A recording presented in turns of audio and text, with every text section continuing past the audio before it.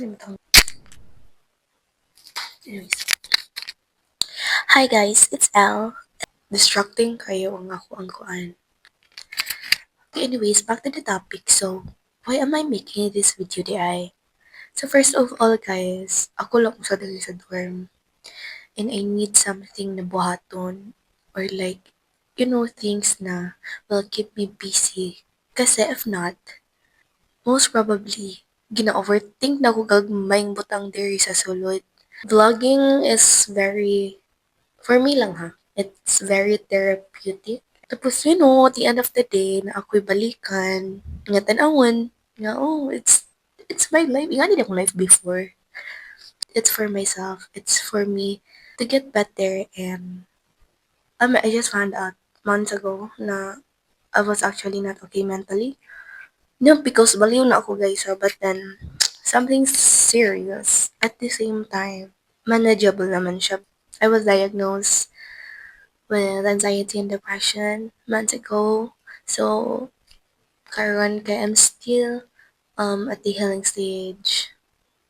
But, on the other hand, I am helping myself to move on and focus on myself more and to my future. Not to overthink my future, but to live the present for my future. Ganon. Ganon tayo mag-heal. Kasi yun yung sabi ng doctor ko.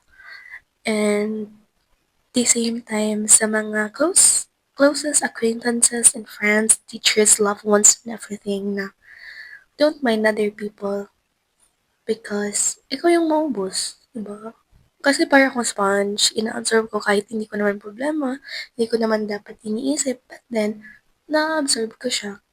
So, the best thing I can do for that, para ma-manage ko siya, is to control myself na it's either if that circle of or that environment won't benefit me and so I leave that place. Actually, being alone helped me na makabalo more sa akong self. Every day, every week, nagahilak ko because like, I miss my family, I miss my friends, my comfort, I miss them. But at the same time, I'm aiming for growth. I'm aiming for kanang things na I know makahelp na ako in the future, which is working since vlogging, editing, and then watching social media lang man jud ang akong mostly nga gusto buhaton nowadays. So I'm thinking na, uy, mabalik na lang ko YouTube. You guys will be, one of the witness na this girl will bloom someday.